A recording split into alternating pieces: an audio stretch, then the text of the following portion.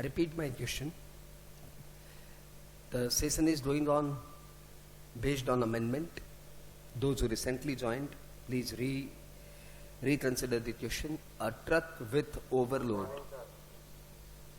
Good morning, Ram Ram.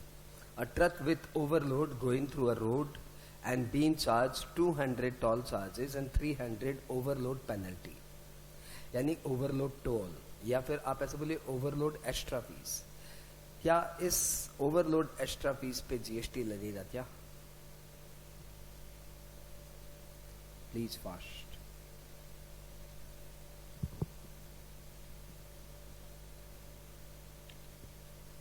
M I audible there?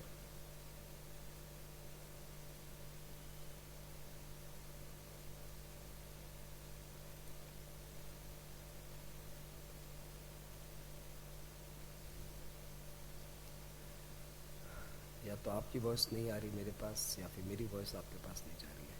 Host please इसको थोड़ा बताना यार. सब डिस्प्ले सही है और सबके पास आवाज़ें जा रही है.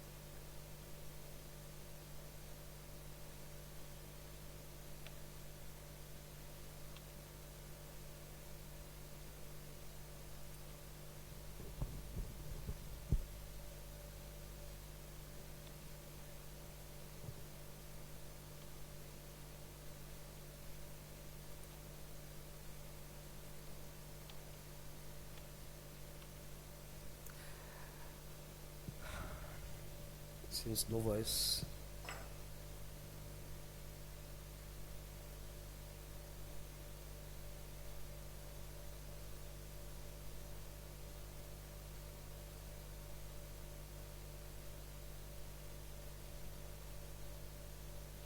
वहां से तो अभी राम राम आया था यार, तो यहाँ से अभी तक वॉइस पहुंची नहीं होगी.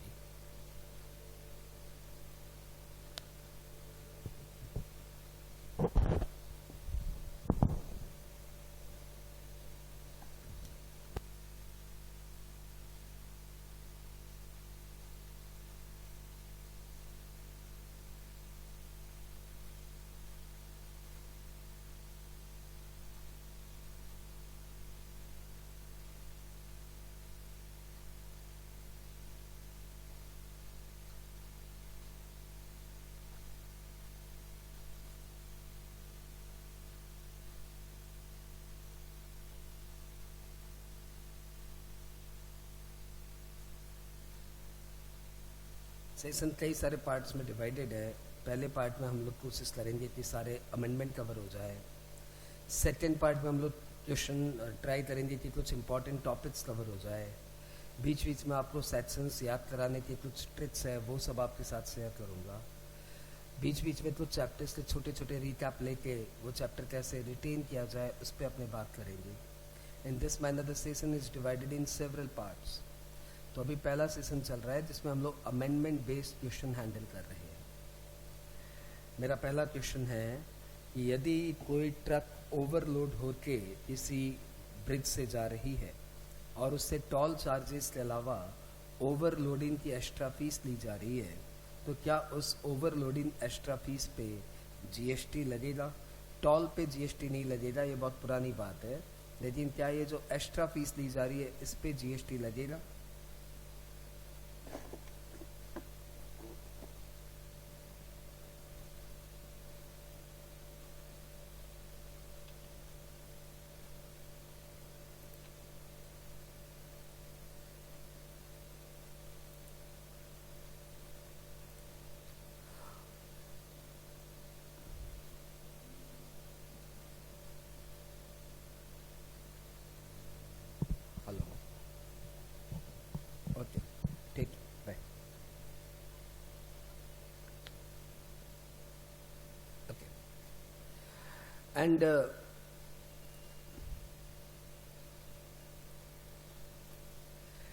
And few persons replied in the chat box that it will be liable to GST sort of. And answer is नहीं, ऐसा नहीं हो सकता कि इस ओवरलोड फीस पे भी जीएसटी लग जाए. क्यों? क्योंकि जब टोल पे जीएसटी नहीं लगती, यदि वहाँ से 1000 गाड़ियाँ जा रही है तो कोई 5-10 गाड़ियों में ओवरलोडिंग होगी. यदि उस पर जीएसटी लेंगे तो फिर टॉल वालों को फिर से पूरा जीएसटी में रजिस्ट्रेशन कराना पड़ेगा. It will be undue. जितना पैसा आएगा नहीं उससे ज़्यादा एडमिनिस्ट्रेशन कॉस्ट लग जाएगा. इसलिए बेटर यही है कि इसको भी जीएसटी में एग्जाम कर दिया जाए. And that what they did. इस ओवरलोड एक्स्ट्रा फीस पे भी जीएसटी एग्जाम्प्टेड है. So this will not be liable to GST. Answered. अगला प्रश्न. It's a transporter paid to the government a license fee for grant of national permit to goods carriage rupees 35,000. Question is it liable to GST? Chatbox से अच्छा है कि आप verbally answers दो. मैं PPT screen पे हूँ. चैटबॉक्स बार बार देखना फिजिबल नहीं है. तो काइंडली आप लोग माइक ऑन करके भी आंसर्स दे सकते हो. तो क्या इस नेशनल परमिट फीस पे जीएसटी लगेगा? एंड आंसर इज नहीं. इस नेशनल परमिट लाइसेंस फी को भी इस साल एग्जेम्प्ट कर दिया गया. यू नो भाई कि अल्टीमेटली इस नेशनल परमिट फीस पे जीएसटी देगा कौन? क्योंकि ट्रक वाले तो रजिस्ट्रेशन नहीं कराए हैं. उन्हें लगता है कि उनकी तो ज्यादातर सर्विसेज आरसीएम में फॉल करती है. तो when their services fall under RCM then they have not got themselves registered. And the government तो ऐसे भी अपनी सारी सर्विसेज को ऑलमोस्ट आरसीएम में डाल के रखी है. तो दोनों ही आरसीएम वाले बंदे हैं. तो ऐसे में जीएसटी देगा कौन? तो बेटर ये रहा कि इसको जीएसटी से एग्जाम कर दो. वैसे भी लाइसेंसेस ज़्यादातर गवर्नमेंट के लाइसेंस तो एग्जाम्पन्स के कैटेगरी में आते ही है. इसको भी एग्जाम्पन्स दे दिया. आई होप ये अमेंडमेंट आपको याद रहेगा. अगला प्रश्न आया. Service to an educational institution by way of mid-day meal scheme sponsored by Tata Group under corporate social responsibility scheme. तो एक एजुकेशनल इंस्टीट्यूट है जिसे मिड डे मील प्रोवाइड कर रहे हैं हम. और उस मिड डे मील में जो मिड डे मील का जो भी स्पॉन्सरशिप है that is paid by Tata group under CSR. आपसे पूछा जा रहा है क्या इस स्पॉन्सरशिप पे, इस पेमेंट पे जीएसटी लगेगा? Two way communication is required. हाँ ना में जवाब दीजिए. यदि हाँ तो क्यों, ना तो क्यों? तो आज से आज से पिछले साल तक ये चीज क्लियर नहीं थी. क्योंकि एग्जाम्पशंस जहां पे दिया हुआ है वहां पे ये बोला हुआ है कि mid day meal sponsored by government is exempted. और गवर्नमेंट कितना मिड डे मील स्पॉन्सर करेगा? कई प्राइवेट एंटिटी भी मिड डे मील स्पॉन्सर करने में इंटरेस्टेड है. They are doing. लेकिन इस स्पॉन्सरशिप पे जीएसटी लग जा रहा था. इन्होंने इसे क्लियर कर दिया कि मिड डे मील चाहे कोई कॉरपोरेट स्पॉन्सर करे चाहे गवर्नमेंट स्पॉन्सर करे, बोथ विल बी एग्जाम्प्टेड. ये है वो स्लाइड जिसमें ये दिया हुआ है कि this is the amendment part. Service provided to an educational institute by way of catering including any midday meal scheme sponsored by the central government, state government, union territory और corporate. यहाँ पे local authority word नहीं है, ध्यान रखना आप. तो local authority वैसे भी स्पॉन्सर नहीं करता. एजुकेशन उसके दायरे में आता ही नहीं है. फिर भी यदि एग्जाम्स में बेवजह टॉर्चर करने के लिए लोकल अथॉरिटी दिया जाए तो आप ध्यान रखना local authority is taxable. Only government और कॉर्पोरेट इज एग्जेम्प्टेड. ठीक है, आगे बढ़ते हैं. CBSE Central Board of Secondary Education is providing following services by way of service number 1, service by way of conduct of examination to the students for a fees of 23.5 lakh and service by way of authorization to a newly formed school for 1 crore. Comment on GST applicability.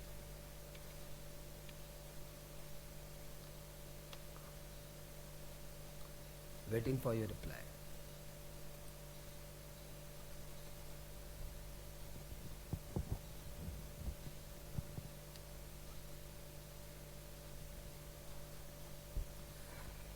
क्या दोनों पे GST नहीं लगेगा? Not liable वालों क्या both are not liable to GST? देखो, एक है कंडक्ट ऑफ एग्जामिनेशन और दूसरा है ऑथोराइजेशन। क्या दोनों एग्जाम्प्ट है? And answer is both are exempt from GST. Both are exempt from GST. ये रिसेंट अमेंडमेंट आया है कि जो बोर्ड है that is also treated as school, that also treated as educational institute, and therefore both are liable to exemptions, eligible for exemptions. अगले प्रश्न में आइए। इस बार थोड़ी सी ट्रैक चेंज है। इस बार सर्विस बोर्ड नहीं दे रहा, इस बार सर्विस आप दे रहे हो। You are H limited private entity and H limited provided to CBSE following services by way of printing admit card for 3.76 lakh, printing of question paper 8.71 lakh, online test service 12.45 lakh, result publication service 9.34 lakh.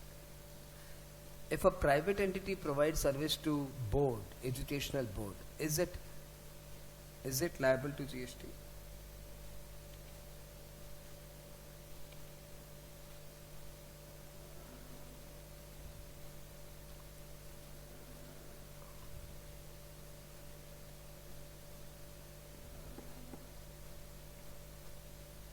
मुझे मालूम था कि आप लोग already बहुत सारी amendment class attend कर चुके हो, इसलिए मैंने अमेंडमेंट क्लास को डिफरेंट फॉर्मेट पे ला दिया।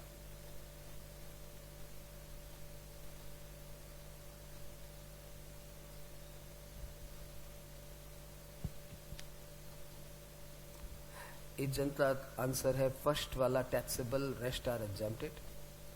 दूसरे का आंसर है रिजल्ट पब्लिश लायबल ओनली, ये शायद टैक्सेबल उनकी नज़र में। और कोई भानवी बलडोटा है जो ये बोल रहे हैं कि, या बोल रही है कि few taxable few exempted. And answer is all are exempted. ये चारों के चारों स्पेसिफिकली एग्जाम्पल दे के उन्होंने अपने अमेंडमेंट में डाला है, अपने एग्जाम्पशन नोटिफिकेशन में डाला है कि input service by the board in nature of printing admit card, printing of question paper, online test service, result publication etc. are exempted। तो इससे मैच करती हुई कोई और भी सर्विस हो तो वो भी एग्जाम्प्टेड है, क्योंकि ये चार जो लिस्ट है वो एग्जॉस्टिव लिस्ट नहीं है, वो इंक्लूसिव लिस्ट है, वो एग्जाम्पल के तौर पे दिया हुआ है। तो मिलती जुलती कोई और सर्विस भी आ जाए ना तो उसे भी आप एग्जाम्प्ट ही मानना। तो आप कोई प्राइवेट एंटिटी किसी एजुकेशनल बोर्ड को इस नेचर की सर्विसेज देगा तो दैट विल बी एग्जाम्प्ट और इस पे जीएसटी चार्ज नहीं होगा। I hope clear. Next question है H limited provided service by way of mid day meal scheme to an anganwadi of Vadodara. Comment on GST applicability. ये तो बहुत ही पॉपुलर अमेंडमेंट है कि आंगनवाड़ी को भी एजुकेशनल इंस्टीट्यूट माना गया, इसलिए आंगनवाड़ी को भी कोई मिड डे मील स्कीम के तहत, चाहे वो कॉरपोरेट ही क्यों ना हो, आपने देखा कॉरपोरेट ये सर्विस दे रहा है, कॉरपोरेट ही क्यों ना हो, that will also be eligible for exemptions. Let's move ahead. Anganwadi educational institute includes Anganwadis. Therefore, services of food to Anganwadi shall also be covered under exemptions, whether sponsored by government or through donation by corporate. तो finally इनका भी mid day मील, आंगनवाड़ी का भी mid day मील exempt हुआ है via circular. It has been clarified. कोई exemption notification नहीं आया, ये क्लैरिफिकेशन आया कि डिपार्टमेंट एजुकेशनल इंस्टीट्यूट में आंगनवाड़ी को इंक्लूड करता है, इसलिए उससे रिलेटेड कोई मिड डे मील का प्रोविजन है तो वो एग्जाम्प्टेड है। मुझे ये लगता है कि इन्हें सिर्फ इतना ही सर्कुलर लाना चाहिए था कि एजुकेशनल इंस्टीट्यूट इंक्लूड्स आंगनवाड़ी, क्योंकि इन्होंने सर्कुलर में स्पेसिफिकली सिर्फ फूड टू आंगनवाड़ीज कवर किया है। क्वेश्चन ये आता है कि आंगनवाड़ी की सिक्योरिटी, आंगनवाड़ी की क्लीनिंग सर्विसेज, या वो सब भी एग्जेम्प्ट होगी क्या? क्योंकि सर्कुलर तो स्पेसिफिकली सिर्फ फूड टू आंगनवाड़ी के बारे में कह रहा है, that is also exempted. But the question arise, क्या आंगनवाड़ी का सिक्योरिटी सर्विस या आंगनवाड़ी का क्लीनिंग सर्विस भी एग्जेम्प्ट होगा क्या? कमेंट बॉक्स में लिख के बताओ।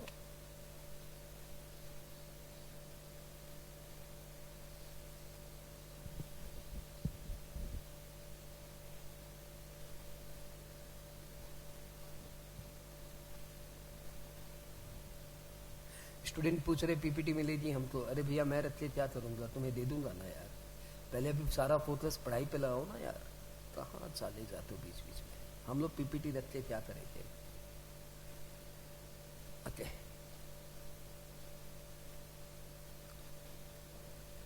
तो आपने देखा सर्कुलर बनाने वाले भी कई बार मिस्टेक कर जाते हैं। इतना बड़ा सर्कुलर क्यों बनाया, राम जाने। सिर्फ इतना लिख देता कि anganwadi is also treated as educational institute, rest हम लोग अपने आप इंटरप्रेट कर लेते। ये ज्यादा लिखना भी कई बार खतरनाक हो जाता है। देखो यहाँ पे ज्यादा देते गड़बड़ कर दिया, ठीक है ना। लेकिन ये तो यहाँ से मुझे मालूम पड़ गया कि ये सर्कुलर है। सर्कुलर है के कारण ये एकदम क्लियर है कि ये कोई नोटिफिकेशन तो है नहीं, ये कोई लॉ तो है नहीं, ये तो एक इंटरप्रिटेशन है। और इंटरप्रिटेशन बाय बोर्ड ये बोल रहा है कि एजुकेशनल इंस्टीट्यूट इंक्लूड्स आंगनवाड़ी, तो बस ठीक है। फिर तो सारे के सारे ही एजुकेशनल इंस्टीट्यूट की जो जो एग्जाम्पशंस है वो सब आंगनवाड़ी को भी अवेलेबल होगी, चाहे वो सेफ्टी हो, सिक्योरिटी हो, क्लीनिंग हो या मिड डे मील स्पॉन्सरशिप हो। तो ये बहुत कई बार इंपॉर्टेंट हो जाता है कि सर्कुलर है कि नोटिफिकेशन है। यदि यहाँ पे नोटिफिकेशन होता ना तो ये सिर्फ एंड सिर्फ फूड वाला ही एग्जाम्प्ट होता, क्योंकि फिर ये लॉ बन जाता। और if it is a part of law तब तो फिर जो लॉ में बोला हुआ बस वही एग्जाम्प्टेड है, रेस्ट आर नॉट एग्जाम्प्टेड। तो ये बहुत बड़ा डिबेटेबल एरिया हो जाता। लेकिन ये सर्कुलर है तो भैया चलता है।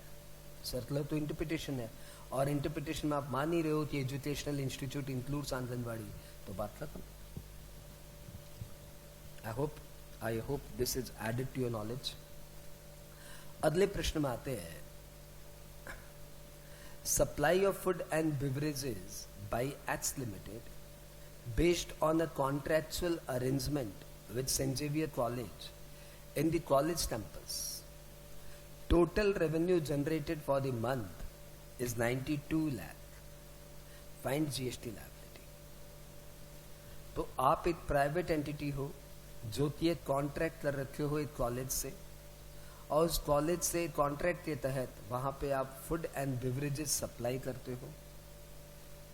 तो प्रश्न आ रहा है कि क्या ये फूड एंड बेवरेजेस की सप्लाई पे जीएसटी लगेगा या नहीं लगेगा? Waiting for your answer.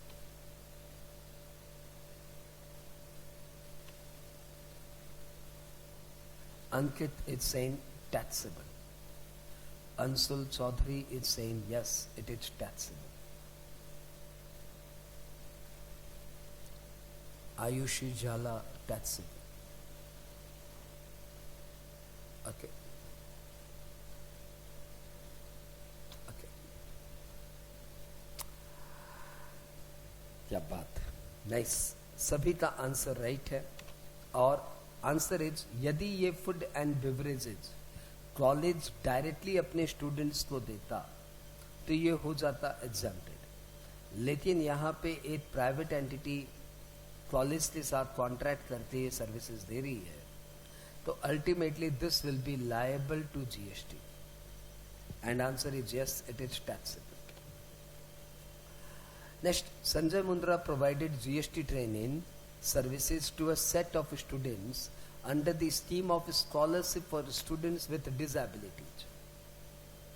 तो कुछ एक सेट ऑफ स्टूडेंट्स है जिन्हें क्लासेस कराई जा रही है, हमें पेमेंट देगा गवर्नमेंट, और हम वहाँ पे जाके क्लासेस लगा रहे हैं। और कौन सी स्कीम के तहत वो प्रोग्राम चल रहा है? तो प्रोग्राम चल रहा है scholarship for students with disabilities.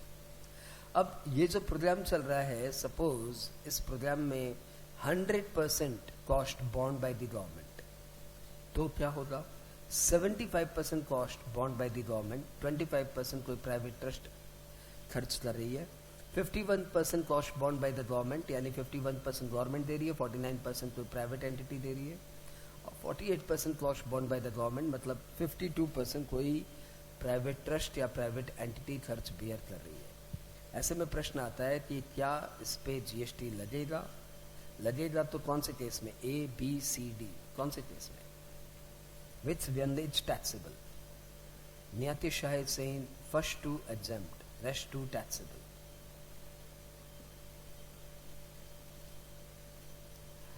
Swati is saying 75% or more borne by the government, then it is exempted, rest is taxable. Bhavani पता नहीं क्या बोल रही है, Bhanvi, okay. All of them are exempt. अंसुई Chaudhary, नहीं अंसुई मैडम, all तो exempt नहीं है.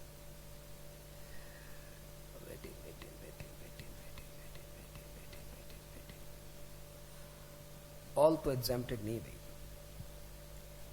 इस तरह के क्वेश्चंस इंस्टीट्यूट के फेवरेट क्वेश्चंस होते हैं, जहाँ पे कोई डेटा आता है और आप उन्हें उस डेटा में नचाने का बहुत मजा आता है। तो इस तरह के जो भी अमेंडमेंट है ना, आप थोड़ा ध्यान रखना है, वो इंस्टीट्यूट के रडार पे ज्यादा रहता है। तो आंसर इज 75% और अबव। यदि इस स्कीम का खर्च गवर्नमेंट बेयर कर रही है तो ये एग्जाम्प्ट है, और 75% से कम यदि गवर्नमेंट बेयर कर रही है तो दिस विल बी टैक्सेबल। पहले 100% था, अब इसको इन्होंने रिड्यूस करके 75% किया है। तो answer is if 100% cost bond by the government then exempt, 75% cost bond by the government then also exempt, परंतु 51% cost bond by the government तो मुंद्रा जी जीएसटी लग जाएगी। बात क्लियर?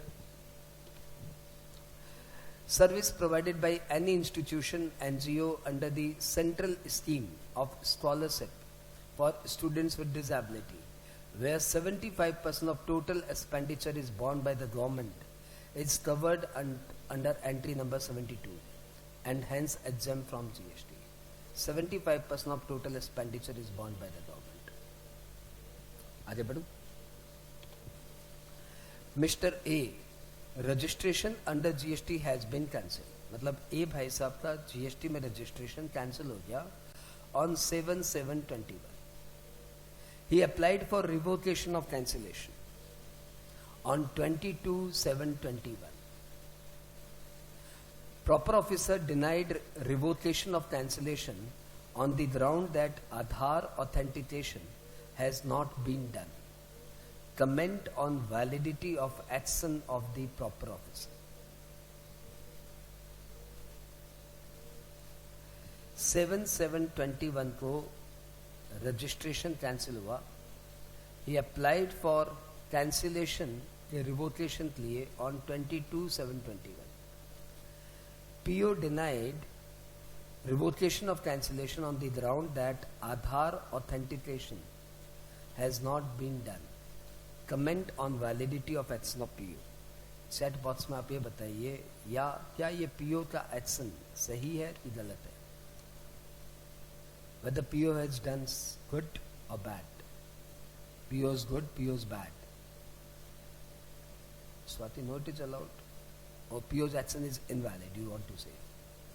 PO का action गलत है. Okay. Okay. खासियत ये ना कि बंदे ने रजिस्ट्रेशन कैंसिल होने के 30 डेज के अंदर रिवोकेशन ऑफ कैंसिलेशन के लिए अप्लाई कर दिया, लेकिन प्रॉपर ऑफिसर ये बोल रहा है कि ये रिवोकेशन ऑफ कैंसिलेशन नहीं हो सकता क्योंकि आपका आधार ऑथेंटिकेशन नहीं है। प्रश्न आ रहा है कि क्या पीओ का एक्शन जस्टिफाइड या नॉट जस्टिफाइड?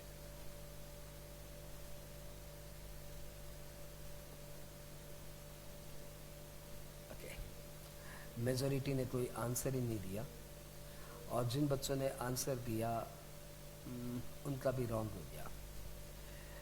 इस साल ये क्लैरिफिकेशन आ गया कि कोई भी कैंसिलेशन फॉर रिवोकेशन या रिवोकेशन ऑफ कैंसिलेशन की एप्लीकेशन कंसिडर नहीं की जाएगी यदि आधार ऑथेंटिकेशन नहीं है तो। यानी कोई भी रिस्टोरेशन ऑफ रजिस्ट्रेशन नहीं हो पाएगा without Aadhaar authentication.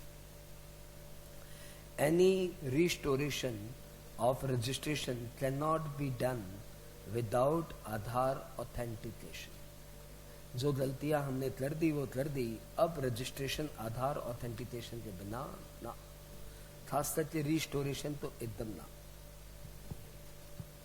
Restoration of cancelled registration cannot be done if Aadhaar authentication has not been done. आगे बढ़ते हैं. Mr. A, registration under GST has been cancelled on 7/7/20. He decided to apply for revocation of cancellation on 22/8/21. Can he do so?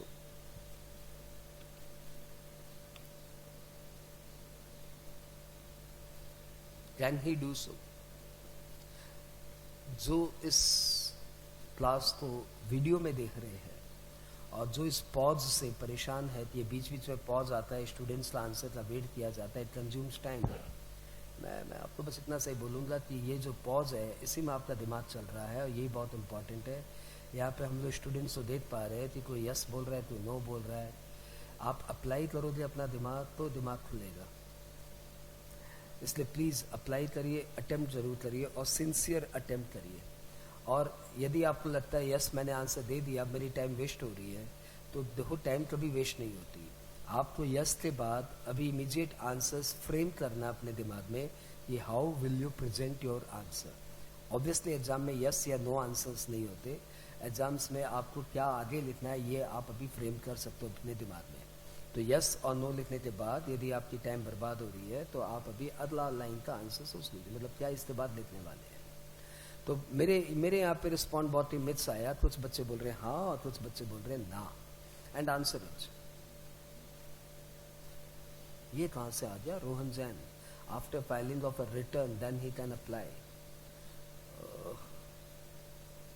Shahnawaz कुछ hints दे रहा है कि extension मिल गया है. Nice. तो भाई नॉर्मली तो रजिस्ट्रेशन यदि एक बार कैंसिल हो जाए तो 30 डेज के अंदर आपको रिवोकेशन के लिए अप्लाई करना पड़ता है. परंतु इन दिनों में गवर्नमेंट ने एक चेंज ला दिया कि 30 डेज की टाइम लिमिट एक्सटेंड हो सकती है. The additional commissioner or the joint commissioner, as the case may be, can extend it for a period not exceeding 30 days, and the commissioner can further extend it by a period for a period 30 days. यानी normally 30 days की time है. 30 days में नहीं हो जाए तो आप joint commissioner या एडिशनल कमिश्नर को अप्लाई करके 30 डेज का एक्सटेंशन और ले सकते हैं, मतलब 60 डेज हो जाए. और यदि 60 डेज में भी आपका एप्लीकेशन नहीं हुआ तो आप कमिश्नर को अप्लाई करके फिर से इसको 30 डेज के एक्सटेंशन ले सकते हैं. तो ऑल टुगेदर 90 डेज के अंदर with extension you can apply for cancellation, revocation of cancellation. हमारे गिवन क्वेश्चन में 7/7/21 को रजिस्ट्रेशन कैंसिल हुआ था. हम लोग सिर्फ 30 दिन से 6-7 दिन डिले है. तो जॉइंट कमिश्नर की अप्रूवल से या एडिशनल कमिश्नर की अप्रूवल से हम रजिस्ट्रेशन के रिस्टोरेशन के लिए अप्लाई कर सकते हैं. तो answer is yes, he can do. For this purpose you need to apply to joint commissioner और एडिशनल कमिश्नर. इसका उत्तर दीजिए आप. H Limited has following turnover details. Considering them, advise him whether he need to issue e-invoice. ये उनके turnover की details है. आपको बताना है क्या उसे ई इनवॉइस इशू करना है या नहीं करना है.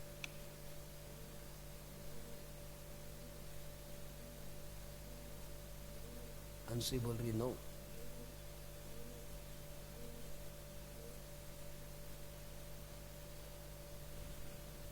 Swati yes.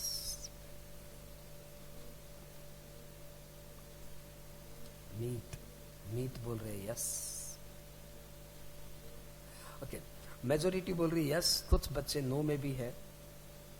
Let's see what is the answer. तो ई इनवॉइस उन सबको इश्यू करना पड़ेगा जिनका 17-18 ऑनवर्ड्स कभी भी आपका टर्नओवर 50 करोड़ से ऊपर हुआ तो आपके लिए ई इनवॉइस मैंडेटरी है. ये अमेंडमेंट एप्लीकेबल है for may.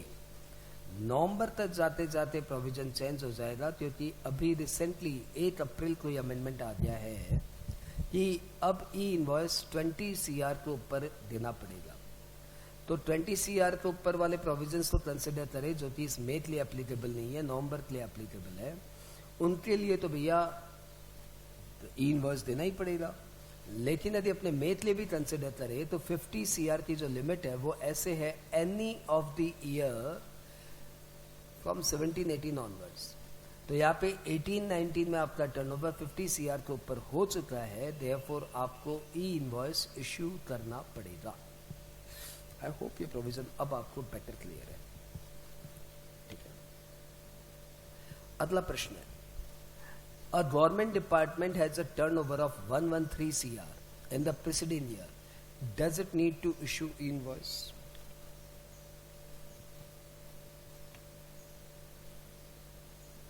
Meet sahab 20 CR आप भूल जाइए। आप यदि नवंबर में एग्जाम दे रहे ना, सॉरी, अब यदि आप मई में एग्जाम दे रहे तो 20 CR आप मत माथापच्ची करिए, आप उस समय माथापच्ची करिए 50 CR, ठीक है ना। और 50 CR की जो मेरा जो मेन क्वेश्चन था, जो पॉइंट था ना, वो ये था कि 17-18 ऑनवर्ड्स कभी भी। चलो, यहाँ पे सब बच्चों का आंसर आ रहा है नो नो, लेकिन मीत साहब बोल रहे यस, उन्हें भी देना पड़ेगा। Oho, no yes, no yes, not applicable yes. Okay, and answer is, एक छोटा सा अमेंडमेंट इस साल और आया कि गवर्नमेंट डिपार्टमेंट या लोकल अथॉरिटी को ई इनवॉइस नहीं इशू करना। लिटरली ई इनवॉइस के पीछे जो रैशनैलिटी है वो ये है कि जो टैक्स की थोड़ी बहुत मैनिपुलेशन करते हैं, इनवॉइस इशू करने के बाद फिर कुछ माथापच्ची करके फर्जी इनवॉइस बना के, या इनवॉइस दिखाना है नहीं दिखाना है ये बाद में कंसिडर करते हैं। पहले पार्टी को इनवॉइस देते हैं, उसके बाद सोचते हैं कि इनवॉइस दिखाना है कि नहीं दिखाना। तो यदि आपको टाइम मिल जाएगी तो दिमाग खुरापती में जाएगा, इसलिए डिपार्टमेंट आपको टाइम देना ही नहीं चाहता। डिपार्टमेंट चाहता है कि जैसे ही आप इनवॉइस इश्यू करें वो हाथों हाथ GSTR1 में अपलोड हो जाए। इसलिए डिपार्टमेंट ने ई इनवॉइस का कॉन्सेप्ट लाया है। ई इनवॉइस में आप यहाँ पे अपलोड किए, आपने यहाँ पे पार्टी को इनवॉइस दिया और यहाँ पे आपका इनवॉइस GSTR1 पोर्टल में अपलोड हो गया। सामने वाले पार्टी को GSTR2A में क्रेडिट नजर आने लग गई। That is the purpose of E invoice, ताकि कोई टैक्स का चोर इनवॉइस इशू करने के बाद आगे कुछ फर्दर स्कैम प्लान ना करे। लेकिन आपको पता है गवर्नमेंट डिपार्टमेंट ऐसा क्यों करेगा? गवर्नमेंट डिपार्टमेंट तो इस जेब से उस जेब में पैसा जाना है, इसलिए गवर्नमेंट डिपार्टमेंट के ऊपर ई इनवॉइस का प्रोविजन हटा दिया गया। तो गवर्नमेंट डिपार्टमेंट या लोकल अथॉरिटी, इन दोनों को ई इनवॉइस इशू नहीं करना है। ये इस साल का एग्जम्पशंस है, रिलैक्सेशन है। अगला प्रश्न है, a transporter is carrying QR code of invoice instead of invoice. मतलब बंदा इनवॉइस ही लेते नहीं जा रहा है, सिर्फ QR कोड लेते जा रहा है while transporting goods. Comment on it's validity.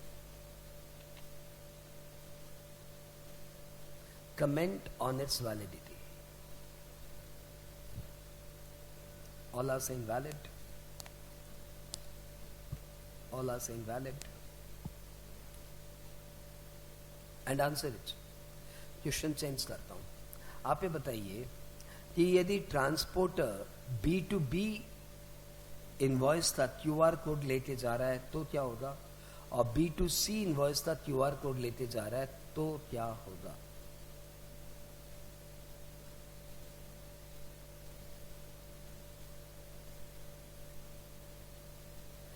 Transporter B2B में QR कोड लेते जा रहा है तो what will be the treatment, और B2C का QR कोड लेते जा रहा है तो क्या treatment? Will your answer differ if it is B2C invoice? नहीं, अलाउड तो है ही। मैं पूछ रहा हूँ क्या दोनों में अलाउड है? सर थ्योरी मत बताओ, मैडम लोग थ्योरी मत बताओ आप लोग। B2C इनवॉइस में QR कोड मैंडेटरी है if the aggregate turnover exceeds 500 CR। मैं ये बात ही नहीं पूछ रहा हूँ, मैं पूछ रहा हूँ कि ट्रांसपोर्टर QR कोड लेते जा रहा है। QR कोड लेते जा रहा है मतलब पार्टी ने QR कोड बनाया तभी तो लेते जा रहा है। अब वो सिर्फ QR कोड लेते जा रहा है B2C इनवॉइस का।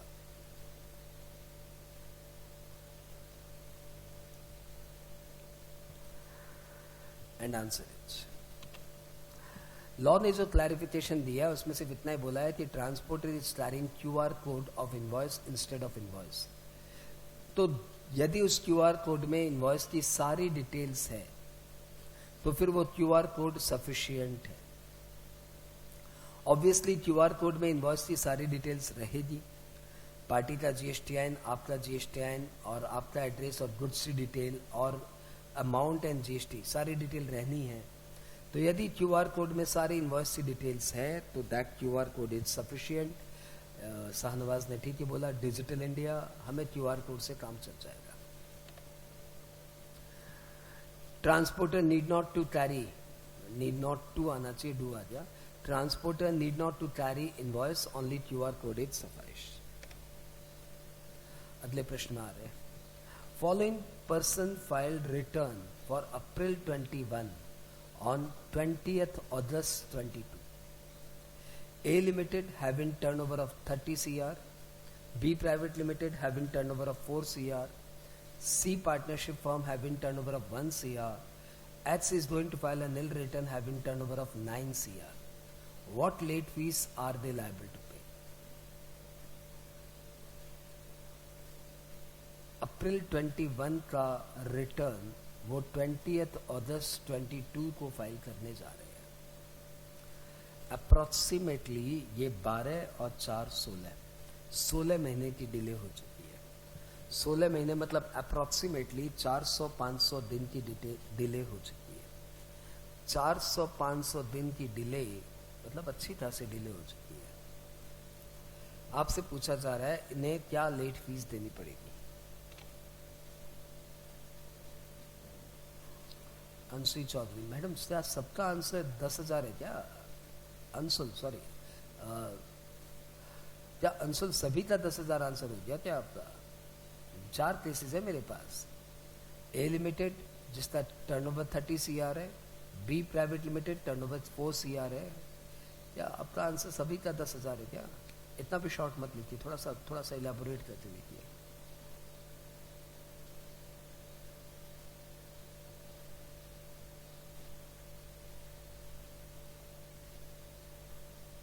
वेटिंग।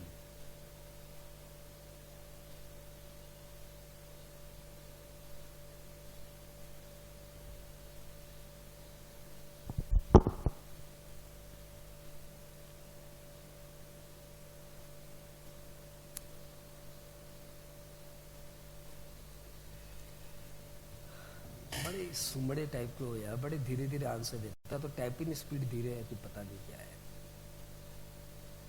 100 पर डे और 10,000 वेल, क्या बात है भाई, आपको आंसर नहीं पता? आपने अमेंडमेंट नहीं पढ़ा? इतना अच्छा सा परफॉर्म कर रहे थे इतनी देर तक, अभी यहाँ पे आपने गड़बड़ कैसे कर दी?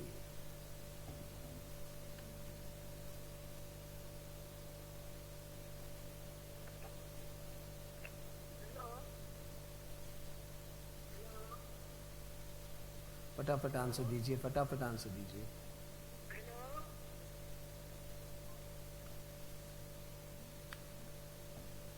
And answer waited for a long time, लेकिन आप लोग का आंसर नहीं आया। शायद ये अमेंडमेंट आप लोग का अभी तक क्लियर नहीं था, शायद आपने इसको लाइटली ले लिया, शायद आपने ऐसा सोचा कि इम्पोर्टेंट नहीं है।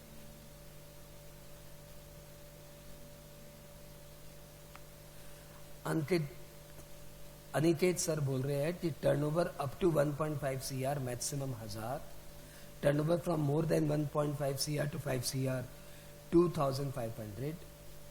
Aniket, are you sure about this answer? और यदि आप इसको कुछ मॉडिफाई करना चाहते हो तो, बिकॉज ये आंसर थोड़ा सा तो रॉन्ग है।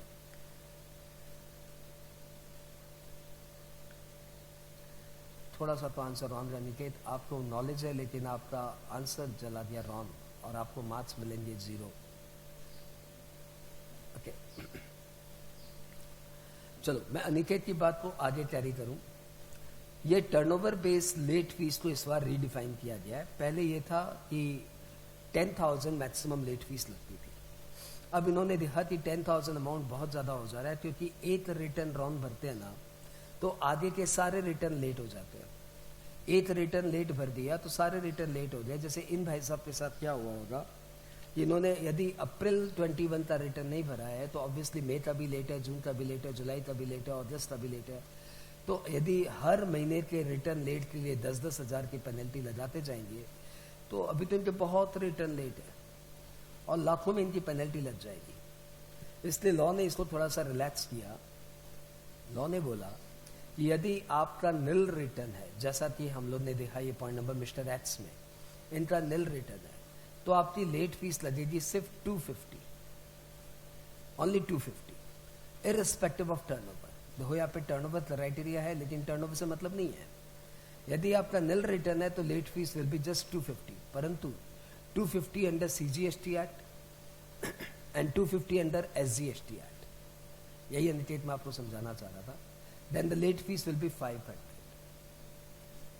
वैसे सी पार्टनरशिप का टर्नओवर 1 करोड़ है, तो इन्होंने लेट फीस का प्रोविजन इस तरीके से रखा है, यदि आपका टर्नओवर 1.5 CR तक है, 1.5 CR तक का लास्ट ईयर का टर्नओवर है और नील रिटर्न नहीं है, तो फिर आपकी लेट फीस हो जाएगी 1000 रुपए।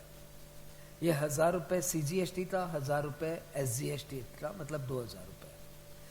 वैसे यदि आपका टर्नओवर 1.5 करोड़ से 5 CR के अंदर है, तो आपकी लेट फीस हो जा रही है 2500 रुपए, लेकिन 2500 रुपए CGST एक्ट और 2500 SGST एक्ट, और उसके बाद आपकी लेट फीस हो जा रही है 5000 CGST act, 5000 SGST act. I hope आपको क्लियर हो गया नितिन कि आप किस तरह की मिस्टेक कर रहे थे। आप मिस्टेक कर रहे थे कि आपने सिर्फ एक लॉ का आंसर दिया, आंसर आपको लिखना था 1000 + 1000, तो ये बेटर आंसर होता।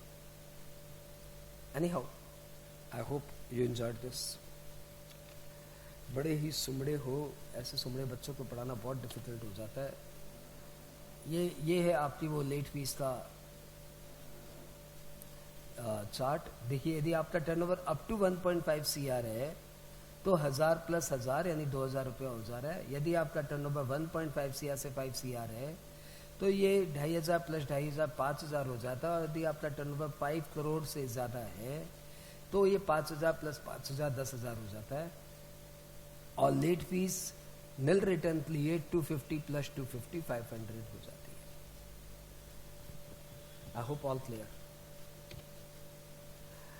An Indian ship got MRO. MRO means maintenance, repair and overall service from a foreign port. Shall it be taxable in India? हमारा इंडियन शिप फॉरेन कंट्री गया, वहां पे उसे कुछ रिपेयर या मेंटेनेंस या ओवरऑल की सर्विस चाहिए थी, तो वहां पे जाकर उन्होंने वो सर्विस ले ली। Shall it be taxable? Swati ji complete answer दो। यस लिखने के बाद आगे भी लिखने की प्लानिंग करो। यदि आपको एग्जाम्स क्रैक करने हैं तो आंसर यस और नो में नहीं हो सकते। यस लिख लिया, नाइस। उसके बाद आपको आगे जरूर प्लान करना चाहिए कि मैं आगे क्या लिखने वाले हूँ, कि हम आगे क्या लिखने वाले, ये आपको बहुत अच्छे से प्लान करना चाहिए। यस और नो में आंसर नहीं हो सकता।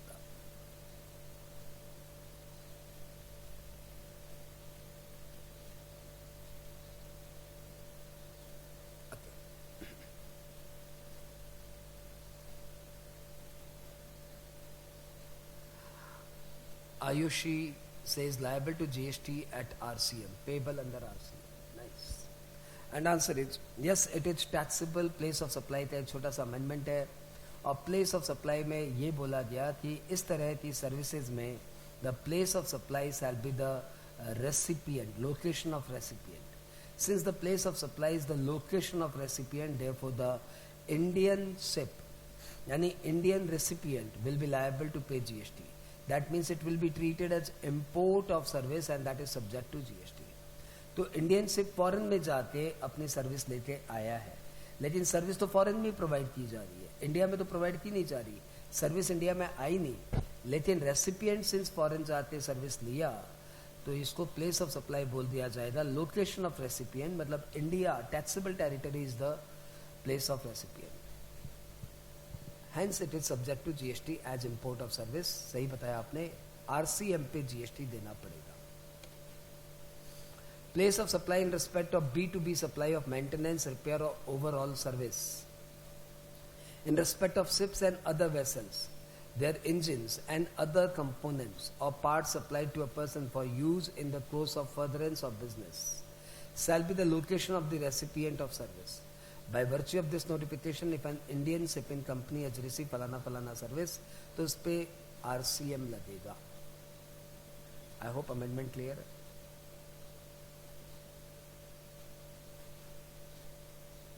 ठीक है, ओके। अच्छा, अब मैं आपको थोड़ा सा यहाँ पे थोड़ी सी इंसाइट और देना चाहूंगा। आप देखो यहाँ पे क्या है, नोटिफिकेशन है कि ये सर्कुलर है? चेक इट, ये नोटिफिकेशन है कि सर्कुलर है? सर नोटिफिकेशन है। यदि नोटिफिकेशन है तो मेरा प्रश्न ये है कि यदि यहाँ पे मैं शिप की जगह एयरक्राफ्ट कर दूं तो आपके आंसर में क्या विविधता आएगी? यदि मैं शिप की जगह एयरक्राफ्ट कर दूं तो आप क्या सोचेंगे? स्वाति राठौड़ बोल रही है ऑल सेम सर, क्या शिप और क्या एयरक्राफ्ट सब बराबर है। मेरा प्रश्न है शिप की जगह मैं एयरक्राफ्ट कर दूं तो आपके सोचने में क्या अंतर आएगा? स्वाति जी बोल रही है because earlier also same amendment given.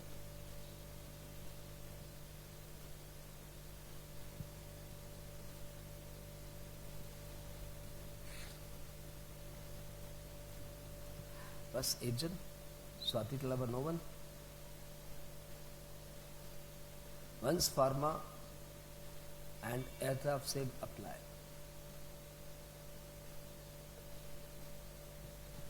Anyone else?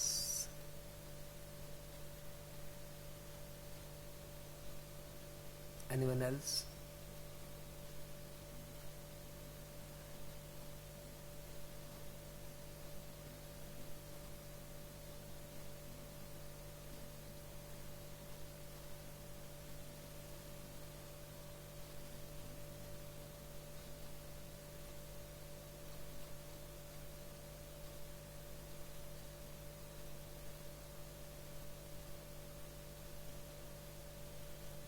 And answer is, यदि हम लोग इसको लिटरली पढ़े तो इसका आंसर ये आ रहा है कि नोटिफिकेशन इज स्पेसिफिक, और नोटिफिकेशन में यदि शिप के बारे में बोला हुआ है तो it is only applicable to ship. यही अंतर है नोटिफिकेशन को रीड करने में और सर्कुलर को रीड करने में। सर्कुलर को जब हम लोग रीड करते हैं तो हम लोग समझते हैं कि ये इंटरप्रिटेशन है, तो हम लोग इसका आजू बाजू को भी वैसे इंटरप्रेट करते हैं। लेकिन जब नोटिफिकेशन को हम लोग पढ़ते हैं तो उसको सिर्फ नोटिफिकेशन में जो लिखा हुआ वही पढ़ते हैं। परंतु इस रिगार्ड में स्वाति इज करेक्ट, ऐसा अमेंडमेंट पहले भी आया हुआ है, एयरक्राफ्ट को पहले कवर किया हुआ था, now they have also covered ship. तो आज से डेट में इंडियन शिप या इंडियन एयरक्राफ्ट दोनों में से कोई भी फॉरेन में जाके कोई सर्विस लेता है तो that will be treated as import and that will be subject to GST under RCA. Who does not need to issue invoice? Basically who does not need to issue e-invoice? e-invoice किन्हें issue नहीं करना, तो ये point तो बहुत पुराना है, आप सबको पता ही है ऑलरेडी। लेकिन इस साल इसमें गवर्नमेंट डिपार्टमेंट और लोकल अथॉरिटी ऐड हुआ, इसलिए मैंने इसको एक अलग से बता दिया कि एग्जाम में हो सकता है 2 नंबर का डायरेक्ट क्वेश्चन पूछ ले। तो आपको ध्यान रखना है कि इन लोगों को e-invoice इशू नहीं करना। नंबर 1 SEZ यूनिट, ये तो नॉर्मली एक्सपोर्ट ही करने वाला है। इंश्योरर और बैंकिंग और फाइनेंशियल इंस्टीट्यूशन इंक्लूडिंग NBFC, इनके सारे काम ऐसे भी ट्रांसपेरेंट है। ZTA services in relation to transport of goods by road in goods carriage, supplier of passenger transportation service, person supplying by way of admission to exhibition of cinematographic film in a multiplex screen, ध्यान रखिएगा multiplex screen वाले, और कोई नहीं। Said notification has been amended to exempt government department and local authority also। ध्यान रखिएगा government authorities PSUs, यहाँ पे ऊपर वाले पॉइंट से PSU को इशू करना पड़ेगा, लेकिन गवर्नमेंट डिपार्टमेंट को एग्जाम किया गया है। There is a difference between government undertaking and government department. तो गवर्नमेंट डिपार्टमेंट को इसमें रिलैक्स किया गया है, गवर्नमेंट अंडरटेकिंग को नहीं, from the mandatory requirement of e-invoicing। I hope सब clear. Only government department and local authority. अगले प्रश्न में आते हैं। Mister A, a registered person paying tax under regular scheme in Delhi, has not filed GSTR1 for last 2 months. Mr. B, Haryana, a regular return filer, want to generate an e-way bill for goods to be supplied to Mr. A. Can he do so? Can he do so? A कोई भाई साहब है, उन्होंने अपने GSTR1 को file नहीं किया last 2 महीने से। अब वो माल खरीद रहे हैं मिस्टर बी ऑफ हरियाणा से, तो मिस्टर बी को ई-वे बिल जनरेट करना है क्या वो कर सकते हैं या नहीं कर सकते?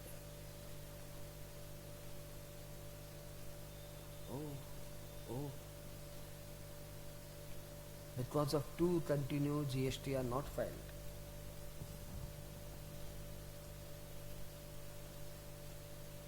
Hardik, unless the GST of Mr. A is not suspended. हार्दिक, आपने यस के आगे कुछ और लिखा, आई एम हैप्पी, परंतु ये देखो आपने लिखा तो आपको मालूम पड़ा कि यस के आगे आपने जो कंटेंट लिखा है ना, उसके लिए कोई मार्क्स नहीं मिलेगा आपको, क्योंकि यस के आगे जो कंटेंट मेन है ना वो आपने लिखा नहीं है। और जिनका नाम यश खंडेलवाल है वो सिर्फ यस लिख के बैठ गया है, yes he can do so. आगे लिखिए सर, आगे यस के बाद क्या, थिंक अबाउट यस के बाद क्या। तो जो भी यस या नो लिख रहे हैं या यस या नो के बाद एक पॉज आ जा रहा है वीडियो में, वो जरूर ध्यान दीजिए कि आपको यस के बाद क्या लिखना है या नो के बाद क्या लिखना है, क्योंकि मार्क्स तो उसके ऊपर है, रीजनिंग्स पे। Okay,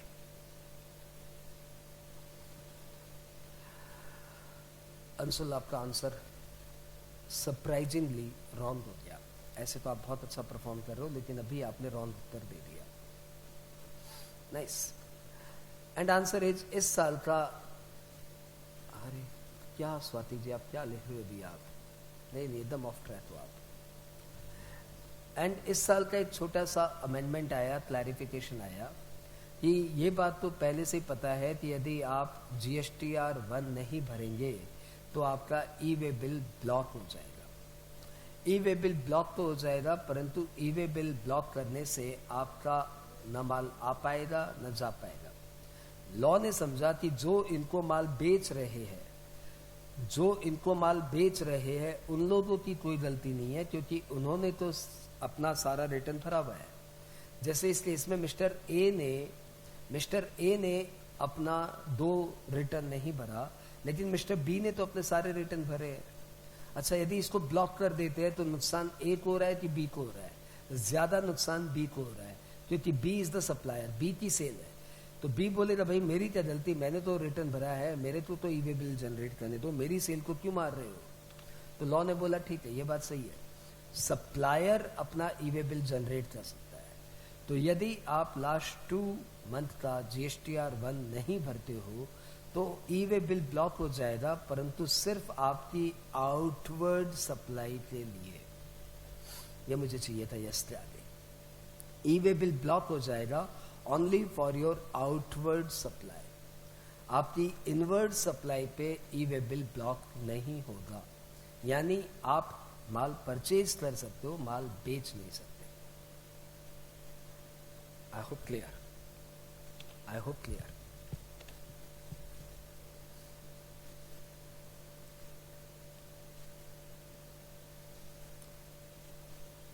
There will be no more restriction in generating e-way bill, as Mr. B, who is making outward movement of goods, is a regular return filer. Mr. A wants to generate on e-way bill in respect of an outward supply of goods to Mr. H, so e-way bill generation is blocked in this case, as it is an outward movement of goods of Mr. A, who has not filed GSTR 1 for past 2 months. ऐसा notification के through clear कर दिया गया। तो सिर्फ outward movement पे block है। ए भाई साहब माल बेचेंगे तो ब्लॉक है, ए भाई साहब माल परचेज करेंगे तो ब्लॉक नहीं है। आओ, आपसे पूछा जा रहा है does following person need to file annual return. ये एनुअल रिटर्न का प्रोविजंस आपको ऑलरेडी आता ही होगा, इसलिए मैं इस क्वेश्चन को स्किप कर रहा हूँ कि आप सबको पता है एनुअल रिटर्न अब सेल्फ रिटर्न में आ गया है। पहले CA-CMA की सपोर्ट चाहिए थी, CA-CMA की ऑडिट रिपोर्ट चाहिए होती थी, परंतु अब CA-CMA की ऑडिट रिपोर्ट नहीं चाहिए। और दूसरा, जो controller and auditor general of India के थ्रू ऑडिटेड है उन्हें भी अब CA रिपोर्ट नहीं चाहिए। तो मैं इसको यहाँ पे नहीं एक्सप्लेन कर रहा हूँ। Mister A, a registered person paying tax under regular scheme in Delhi. अरे ये तो भाई क्वेश्चन आ गया भाई, चलो ठीक है ठीक है ठीक है, आइए इसमें आइए। A Limited made an export via sea route and vessels departed on 7/7/19. He filed a refund application in prescribed form on 2/7/21. Department communicated deficiency to him in his application on 1/8/21, and he rectified deficiencies and filed rectified return rectifying those defects on 3/8/21. PO denied his refund claim on the ground that when defects are rectified, then only a valid refund application is deemed to be filed. Hence, refund application is actually filed on 3/8/21, that is beyond 2 years from the relevant date. Hence, application is time barred. Question थोड़ा बड़ा है, इत्मीनान से पढ़ते जाइए.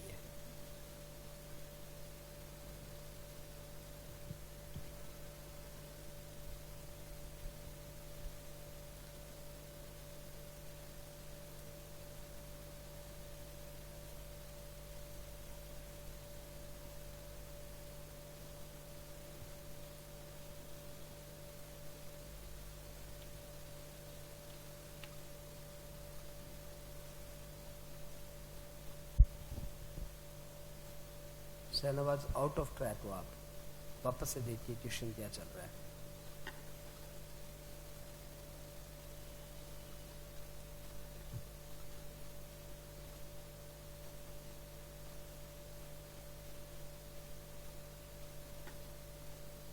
क्या बात, पूरी बैच शांत पड़ गई, एक के पास भी आंसर नहीं है. Okay, take your time, I am waiting.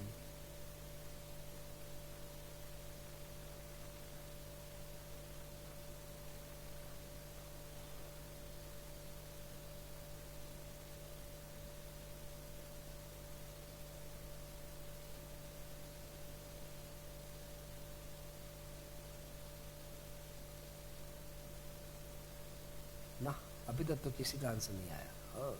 There is an amendment that days are excluded time from original refund application till the date of communication of deficiency. तो फाइनली स्वाति जी, आपका आंसर क्या है? प्रॉपर ऑफिसर ने जो किया वो सही है कि गलत है?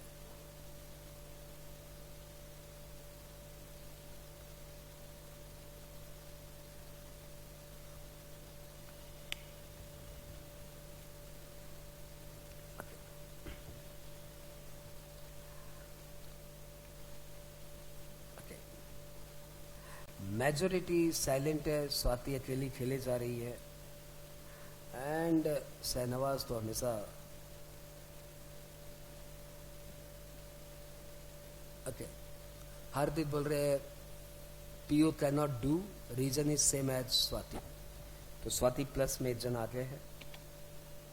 एंड आंसर इज ये जो बात थी वही है कि इस साल एक छोटा सा अमेंडमेंट आया है. यहां से आप पढ़िए इसके 4th नंबर पैराग्राफ को. A proviso has been inserted to the said sub rule to provide that the time period from the date of filing of the refund claim till the date of communication of the deficiencies in the prescribed form by the proper officer shall be excluded from the period of 2 years as specified under section 54(1) in respect of any such fresh refund claim filed by the applicant after rectification of the deficiencies. Zero से बताऊं तो किसी बंदे को यदि refund claim करना है तो ही must claim within 2 years from the relevant date. आप यदि एक्सपोर्ट के लिए रिफंड क्लेम करना चाहते हो तो एक्सपोर्ट के लिए रेलिवेंट डेट होती है जब आपका शिप डिपार्ट करता है. In the given case ship departed on 7/7/19, तो आपका रिफंड एप्लीकेशन लग सकता है टिल 6/7/21. यहां तक आपका रिफंड एप्लीकेशन लग सकता था. आपने अप्लाई भी कर दिया था 2/7/21, that is well within time. 6 तारीख तक अप्लाई करना था, आपने 2 तारीख तक अप्लाई कर दिया था. बट व्हाट रॉन्ग हैपेंड कि आपके एप्लीकेशन में कुछ डिफेक्ट थे. डिपार्टमेंट ने वो आपको डिफेक्ट इंटीमेट किए 1/8/21 को. यानी डिपार्टमेंट ने भी पूरा 1 महीने के करीब में ले लिया आपको डिफेक्ट इंटीमेट करने में. जैसे डिपार्टमेंट ने इंटीमेट किया, आपने विद इन 2 days अपना फ्रेश एप्लीकेशन भेज दिया. तो लॉ ये बोल रहा है कि डिपार्टमेंट ने जो ये टाइम ली ना 2/7/21 से 1/8/21, ये 2 years की काउंटिंग में नहीं आएगा। अकॉर्डिंगली आपका रिफंड एप्लीकेशन टाइम बार्ड नहीं है, you are well within time, इसलिए ये रिफंड एप्लीकेशन रिजेक्ट नहीं हो सकता है on the ground time barred. मेरा प्रश्न ये है कि यदि इस केस में हम 3821 की जगह 9821 को अप्लाई करते तो आपके आंसर में क्या परिवर्तन आता? What could have been changed if the fresh application or the defect been rectified on 9821? Defect 3821 को रेक्टिफाई ना होके 9821 को रेक्टिफाई हो जाती तो क्या चेंज आ जाता?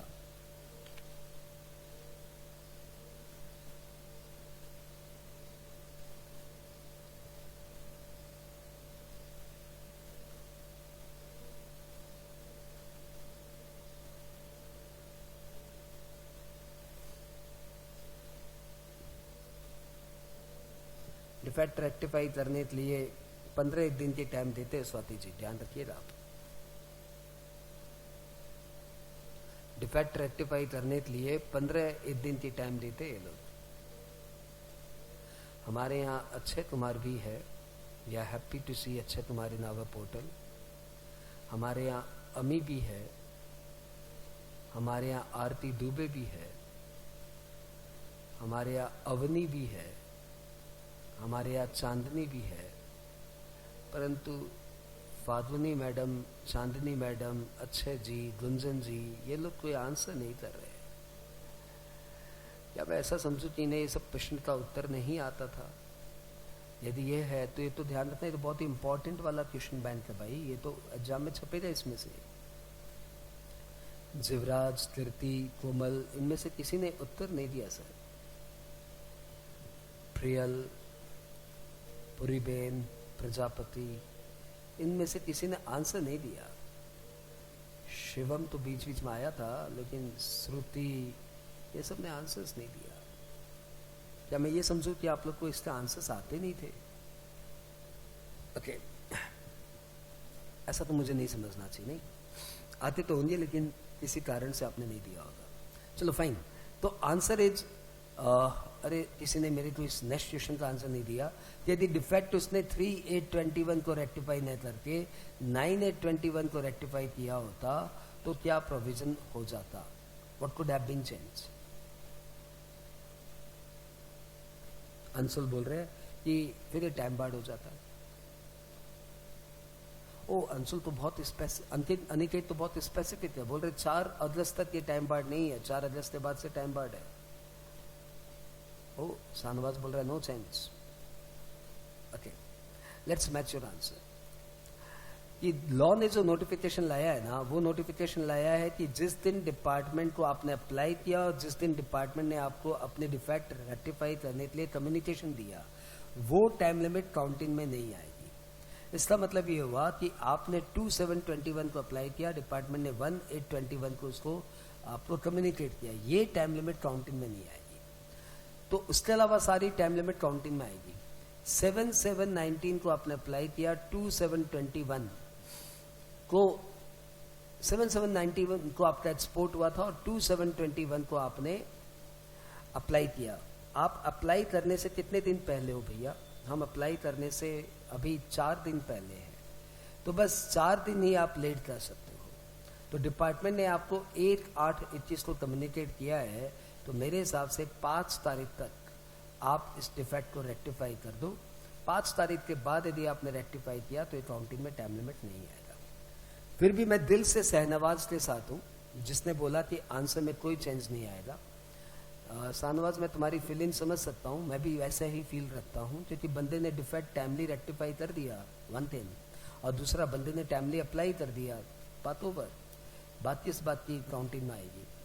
लेकिन लॉ ने जो नोटिफिकेशन लाया है उसके अनुसार आपकी और मेरी फीलिंग रॉन्ग है। लॉ के नोटिफिकेशन के अनुसार इस प्रश्न का आंसर है कि ये टाइम बार्ड हो जाएगा, क्योंकि कौन सी टाइम लिमिट एक्सक्लूड करने के लिए बोला गया, ये ध्यान दीजिए।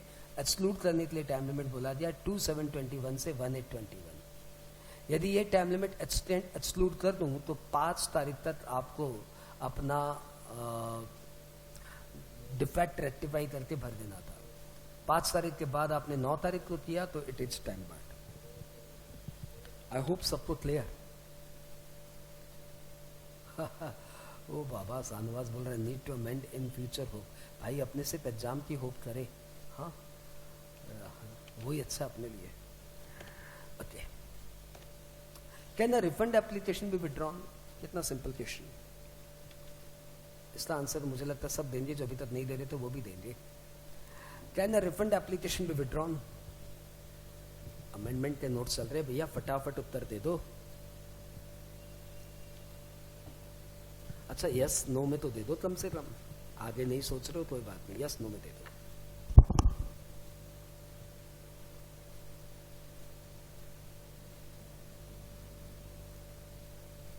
वाह, जो अभी तक जवाब नहीं दिए उन्होंने भी मेरी रिक्वेस्ट पे यस नो बोल दिया।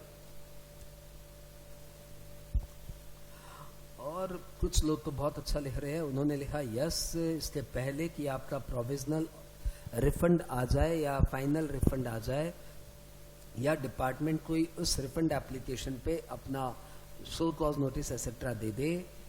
अरे वाह वाह वाह वाह। और ये क्या मिस्टेक की कौन बात कर रहा था यहाँ पे?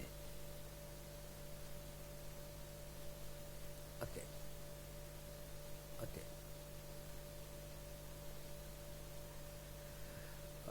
अंशुल तुम्हारा आंसर तो यस के बाद वाला मुझे जचा नहीं। I am literally bothered about कि आप यस के बाद और नो के बाद क्या लिखते हो। आप भी इस बात के ऊपर थोड़ा ज्यादा ध्यान दीजिए। यस और नो तक तो मेरे को लगता है सारे स्टूडेंट्स जो भी अच्छे से जेन्युइनली प्रिपरेशन कर रहे हैं ना, यस के बाद तो यस तक तो सभी सही लिखते हैं, यस या नो तक। उसके बाद ही स्टूडेंट्स की क्वालिटी में चेंज आ जाता है और वहीं पे इंस्टीट्यूट मार्क करता है। तो अंशुल आपका ये जो आंसर था ना, even if tax payer has made mistake in application, ये मुझे नहीं समझ में आया। ठीक है, तो आप आगे से अब जितनी टाइम बची जिस पेपर में भी यस और नो के बाद क्या लिखेंगे, इसलिए आप 30 सेकेंड्स अपने आप को फ्रेम करिए। एंड आंसर इज, इस साल से रिफंड एप्लीकेशन विड्रॉवल के भी प्रोविजंस आ गए हैं। रूल में थोड़ा सा परिवर्तन लाया गया, बोला गया earlier the tax payer had no option to withdraw their refund application. पहली बात आती है कि रिफंड एप्लीकेशन कोई करेगा तो विड्रॉ क्यों करेगा? विड्रॉ इसलिए करेगा ना क्योंकि मैंने रिफंड के लिए अप्लाई कर दिया, हाँ, और जैसे मैं रिफंड के लिए अप्लाई करता हूँ मेरा अकाउंट डेबिट हो जाता है। सपोज मैं आईटीसी रिफंड के लिए अप्लाई किया हूँ, तो आईटीसी रिफंड के लिए अप्लाई कर दिया और मेरा इधर अकाउंट डेबिट हो गया, यानी मेरा आईटीसी घट गया। डिपार्टमेंट रिफंड दे नहीं रहा है, झुला रहा है साल भर से। डिपार्टमेंट रिफंड दे नहीं रहा है, साल भर से झुला रहा है, और मैं बोल रहा हूँ यार ये तो धरते रहे ना झाड़ते रहे। अब तो आईटीसी यूज भी नहीं कर सकते, उधर रिफंड आ ही नहीं रहा है, तो कम से कम आईटीसी तो यूज करने दो भैया, नहीं चाहिए तुम्हारा रिफंड। तो लॉ ने समझा कि हमारी ये प्रॉब्लम चल रही है, तो एक पोर्टल में रिलैक्सेशन कर ही देते हैं कि कोई बंदा यदि रिफंड के लिए अप्लाई करता है तो वो रिफंड के एप्लीकेशन को विड्रॉ भी कर सकता है। कोई टाइम लिमिट नहीं है, आप कभी भी विड्रॉ कर सकते हो। बस डिपार्टमेंट ने उस रिफंड एप्लीकेशन पे एक्शन ले लिया, यानी आपको प्रोविजनल रिफंड दे दिया, या आपको फाइनल रिफंड सैंक्शन कर दिया, या पेमेंट ऑर्डर रिलीज कर दिया, या रिफंड विथहोल्ड ऑर्डर इशू कर दिया, या इस टेंस में सो कॉज नोटिस दे दिया। इस तरह के डिपार्टमेंट के एक्शंस आ गए तो आपका रिफंड एप्लीकेशन विड्रॉ नहीं हो सकता। और यदि डिपार्टमेंट अभी तक कोई रिस्पॉन्ड ही नहीं किया है तो भले ही साल भर भी बीत जाए, कोई इशू नहीं है, आप रिफंड एप्लीकेशन के लिए आप रिफंड को विड्रॉवल कर सकते हो, रिफंड एप्लीकेशन को विड्रॉ कर सकते हो। इसके लिए आपका रिफंड विड्रॉवल एप्लीकेशन एक फॉर्म दिया हुआ है, और उस रिफंड एप्लीकेशन विड्रॉवल को फॉर्म को आप भर दीजिए, आपका विड्रॉवल एप्लीकेशन लग जाएगा। रिफंड विड्रॉवल एप्लीकेशन आपने सबमिट कर दिया, हाथों हाथ आपकी आईटीसी फिर से रिस्टोर हो जाएगी, फिर आप उस आईटीसी को यूज कर लो। तो that was the rationality behind this provisions. I hope all clear to everybody. Okay, ये लाइन आपको ध्यान देनी चाहिए। Application may be withdrawn at any time before issuance of provisional refund sanction order, final refund sanction order, payment order, a refund withhold order, show cause notice in respect of any refund application filed, withdraw the said application for refund by filing an application in the prescribed form.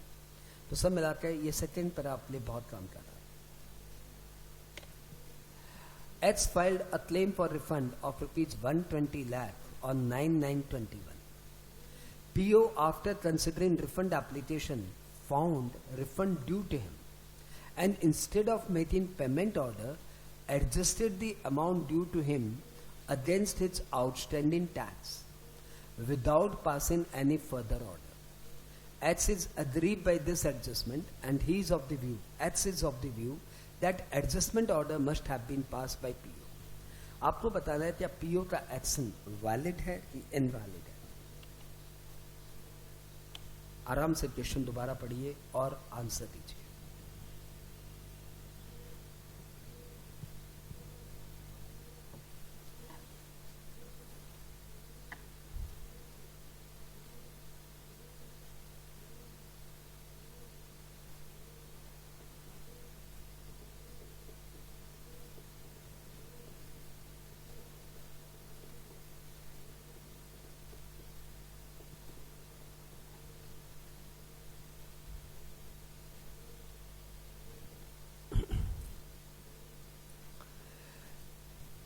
मुझे लगता है मैंने एक छोटा सा test ही ले लिया.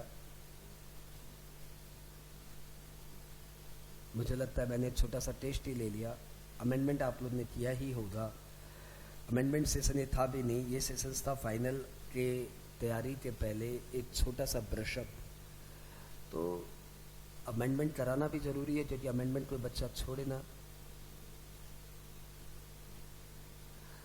और अमेंडमेंट कराने की जगह मैंने उसके ऊपर क्वेश्चन बैंक ला दिया और क्वेश्चन बैंक लाने से आपका अमेंडमेंट भी रिवाइज हो गया और आप क्वेश्चन हैंडल कैसे करते हो ये भी क्लियर हो गया. अच्छी बात यह है कि आजकल बच्चे नो यस नहीं लिख रहे हैं, वेरी वैलिड इनवैलिड नहीं लिख रहे हैं. आजकल बच्चे देखो पूरा आंसर लिख रहे हैं. If partially adjusted refund issued, चलो कुछ न कुछ अटेम्प्ट चल रहा है. Action taken by PO is correct. No need to pass adjustment order. Gunjan Joshi, nice. Yes, adjustment can be made without order. Very good. No, such order needed to be passed. Answer. Okay. Yes, adjustment order must be passed. And answer is Swati ji, आप amendment तो काफ़ी अच्छे से पढ़ रहे हो. अंशुल जी, आपने amendment काफ़ी अच्छे से पढ़ा है, लेकिन ये अमेंडमेंट आपका छूट गया. प्रोविजन ये है कि अब से आपके रिफंड एप्लीकेशन का, यदि आपका रिफंड बनता है और आपका कोई आउटस्टैंडिंग टैक्स भी है तो उसको एडजस्ट कर दिया जाएगा without giving you any adjustment order.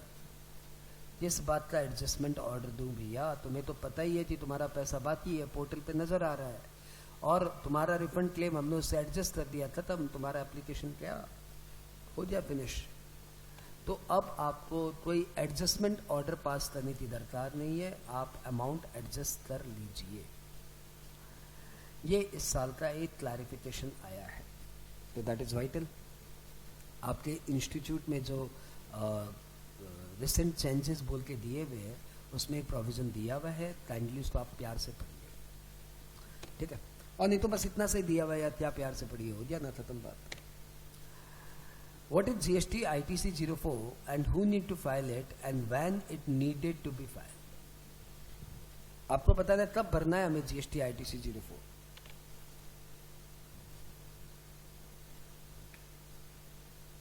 आपको बताना है कब हमें भरना है GST ITC 04.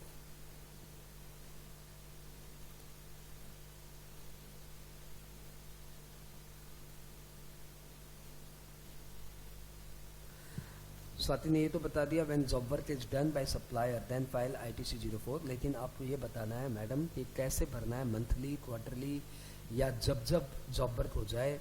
हार्दिक ने आंसर दिया क्वार्टरली. हार्दिक, मुझे हार्दिक दुख है कि आपका आंसर रॉन्ग है. आप अमेंडेड नहीं हो सर.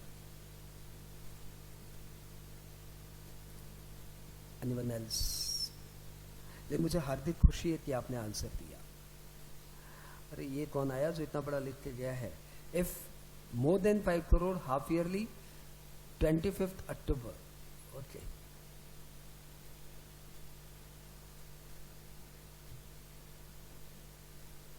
वो आप पूरा जानते हो हार्दिक, लेकिन आपने थोड़ा सा अमेंडमेंट अपने आप को अपडेट नहीं किया,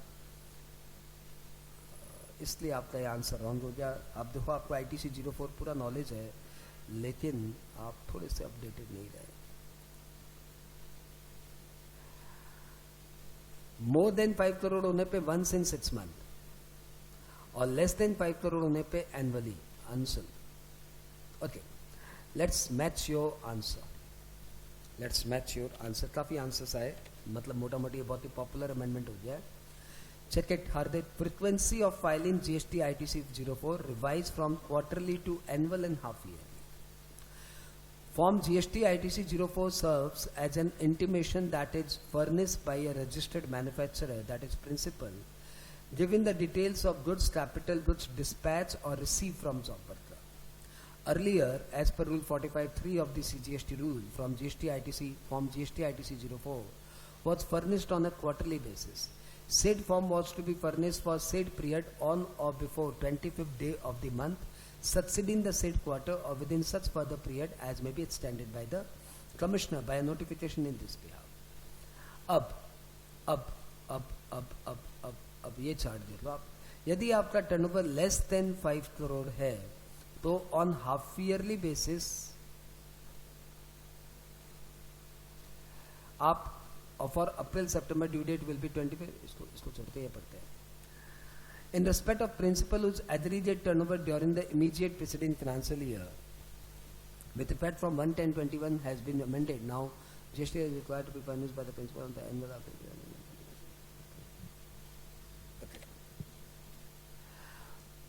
less than 5 crore on half yearly basis, for more than 5 crore annual basis 21 due to policy 25th April. I hope ये अमेंडमेंट आपके काम का था। और अगले प्रश्न में हम लोग आ गए। X imported certain goods of FOB 4 lakh against advance authorisation on 8/8/21, basic custom duty 10%, IGST 18%, fine GST payable.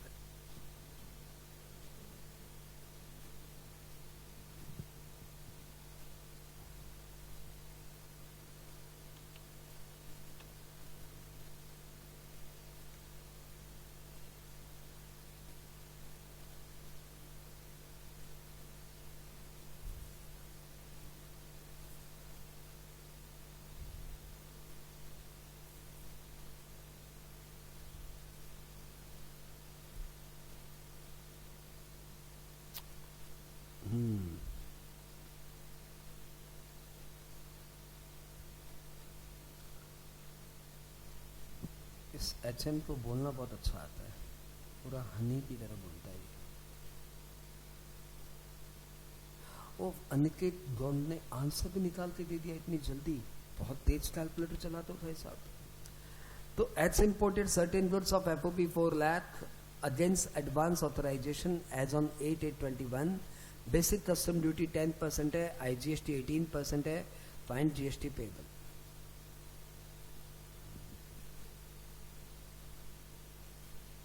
And answer is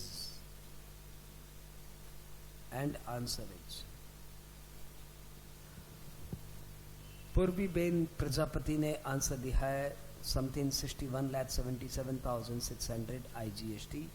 परंतु भाई ये तो फॉरेन ट्रेड पॉलिसी में एक छोटा सा अमेंडमेंट आया है कि एडवांस ऑथराइजेशन के थ्रू यदि आप गुड्स इंपोर्ट करते हो तो आपके ऊपर बेसिक कस्टम ड्यूटी तो नहीं लगती, साथ ही साथ IGST भी नहीं लगती। ये प्रोविजन पहले से ही था, इसको इस साल एक्सटेंड कर दिया गया है, मतलब पहले भी एग्जाम था और आज भी एग्जाम्शंस कंटिन्यू है। तो फॉरेन ट्रेड पॉलिसी का एक छोटा सा अमेंडमेंट मैंने किया और कुछ बच्चे उसके झांसे में फंस गए। एडवांस ऑथराइजेशन के थ्रू यदि कोई बंदा इंपोर्ट करेगा तो उसके ऊपर BCD भी एग्जाम्प्ट है, HWS भी 0 है और IGST भी नहीं लगेगा।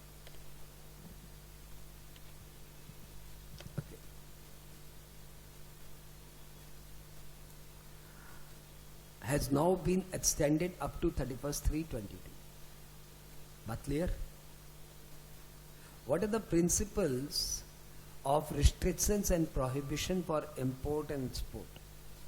ये भी फॉरेन ट्रेड पॉलिसी का एक छोटा सा अमेंडमेंट है, एक बार आप देख लो, आपका नहीं पढ़ा हुआ है तो। मैं क्वेश्चन रिपीट करूं, what are the principles of restrictions and prohibition for import and export. ये काफ़ी सारे पॉइंट्स है, ये एक बार आपको देख लेना चाहिए।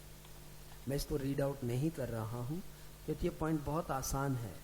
जैसे मैं एक बार फटाक से आपको शॉर्ट में बताऊँ, DGFT may through a notification imposes prohibition or restrictions on export of food stuff or other essential product for preventing or relieving critical shortages।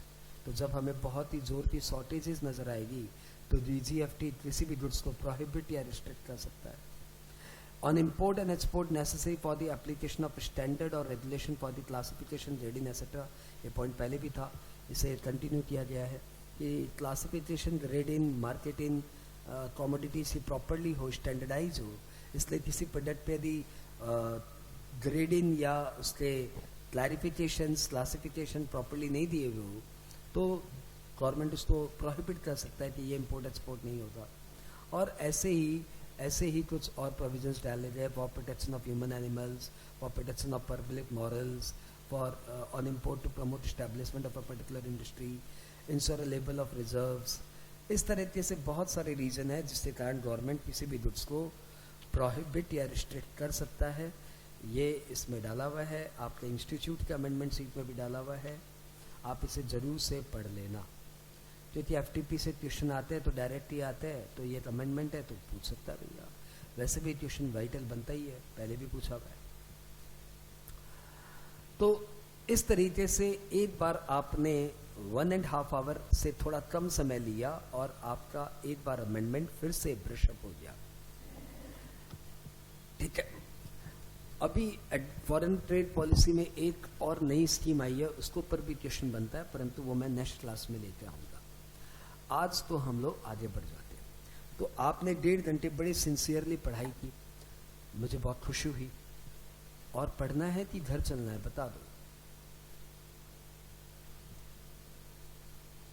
हाँ, इसमें जितने भी क्वेश्चन है ना, मैं अभी आप लोग के वो जो है ना, या आज और कल की क्लास करके हम लोग इसको आपके व्हाट्सएप ग्रुप में डाल देंगे। ठीक है, ये जितने भी क्वेश्चन आंसर्स थे